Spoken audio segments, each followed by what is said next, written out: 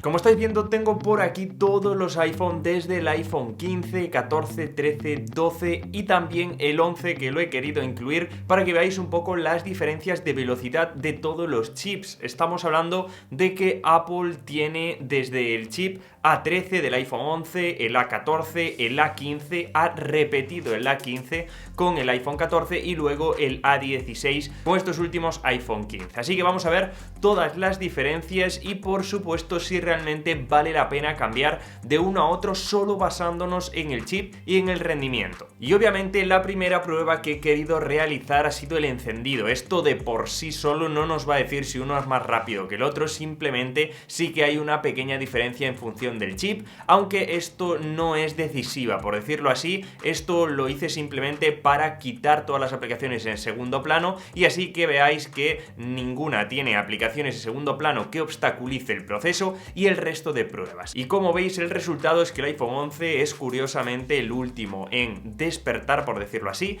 y los primeros son el iPhone 14, iPhone 13 y iPhone 15. Y esto es bastante curioso porque nos vamos también a un test de Geekbench, y es que este nos va a decir un poquito a nivel general cuál es el rendimiento basado en una puntuación. Esta puntuación debemos fijarnos que desde el iPhone 11 al 12 hay bastante diferencia, pero luego del 12 al 13 y del 13 al 14 hay muy poquita, y es que la diferencia de rendimiento entre estos dispositivos no es realmente visible, no es tan exagerada como lo fue del 11 al 12, aunque sí del 14 al 15 hay un saltito superior a los anteriores. Así que vamos a ver si esto se refleja en la realidad. Y vamos con una prueba que a mí me gusta mucho hacer, la he intentado hacer lo más justa posible para todos los dispositivos, que es ir abriendo una a una todas las aplicaciones que estáis viendo y luego hacer una segunda vuelta para ir revisando que ninguna la ha quitado del segundo plano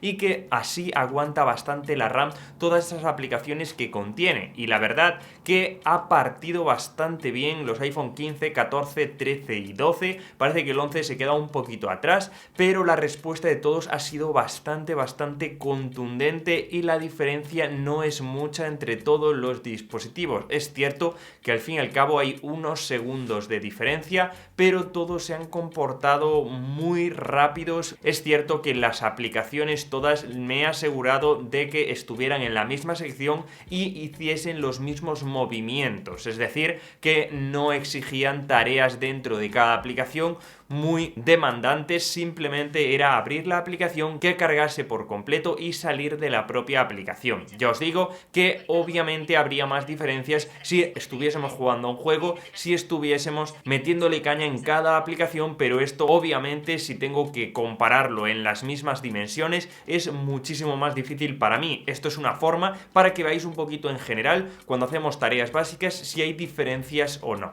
Así que como veis, el ganador ha sido el iPhone 14, sorprendentemente ha sido más rápido que el iPhone 15, ya os digo, por unas diferencias de unos segundos, y luego los iPhone 13, 12 y por último el 11, que esto era previsible. Ya os digo que a pesar de que no hay mucha diferencia, sí evidentemente se nota el cambio de chip a partir del A14. Y quiero haceros un paréntesis antes de seguir. Es importante el chip no solo por esta rapidez, sino también por las actualizaciones, y es que Apple actualiza en función del chip de cada dispositivo y del rendimiento pico que puede llegar a dar. Por tanto, esta es la razón por la que a veces se quedan algunos dispositivos fuera, y es que los chips que tienen dentro no son suficientes para todas las funciones que puede llegar a tener ese sistema operativo. Así que veáis que no todo es rapidez o fuerza bruta, sino también tiene que ver con procesos que hay detrás y que están implementados en estos procesadores. Y no me quería quedar aquí, sino que quería saber cómo funcionaba la exportación de un vídeo que solemos editar para redes sociales de aproximadamente minuto y medio. He querido exportar todos a la vez, por eso lo he grabado diferente, y la verdad es que el resultado me ha sorprendido, y es que todos más o menos hasta el iPhone 11 están a la par, es decir, prácticamente exportan el mismo vídeo con la misma rapidez, lo cual me ha disgustado bastante, ya no solo porque no es tan rápido en estas tareas que sí considero sencillas, pero sí esperaba una diferencia al menos de unos segundos desde el chip A16 en diferencia con el A14. No sé si esto es malo o bueno, porque significa que Apple también tiene muy buena optimización y rapidez en chips antiguos, no tan nuevos como sería este último. Así que la conclusión es que cuando hay tareas que no demandan de mucha potencia, las diferencias son mínimas. Y de nada sirve cuando un dispositivo tiene mucho rendimiento si se calienta también mucho. Así que he realizado un test que consiste en utilizar bastante la GPU del propio dispositivo y así que aumentase el rendimiento y ver hasta dónde se calienta el propio dispositivo. La verdad que ha sido un test bastante corto, de 1 minuto aproximadamente, pero me ha dado unos resultados en temperatura que son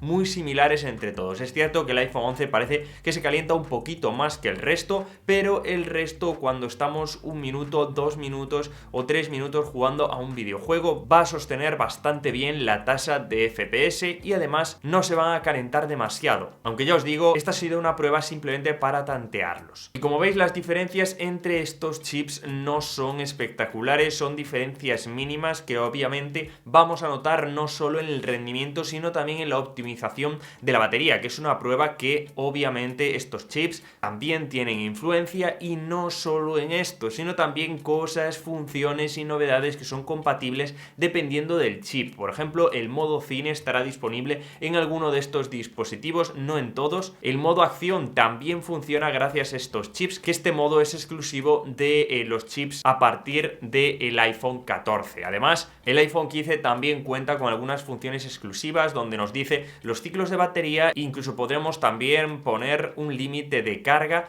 a nuestro propio dispositivo. Cada chip tiene funciones y esto yo creo que es lo más importante, no tanto que os centréis en la rapidez, en la velocidad de cada uno, sino más bien en las funciones exclusivas que tiene cada chip, que os puede parecer más justo o menos justo, pero la realidad es así. Así que chicos, ha sido un vídeo bastante corto, pero como siempre me gusta traeros las pruebas al menos para que veáis este tipo de cosas. He intentado hacerlo lo más justo posible, ya sé que se podría hacer un vídeo de media hora realizando diferentes test de prueba, pero las conclusiones ya os digo que no cambiarían apenas nada. Así que espero os haya gustado el vídeo, como siempre muchísimas gracias por estar ahí, nos vemos en el siguiente. Chao, chao.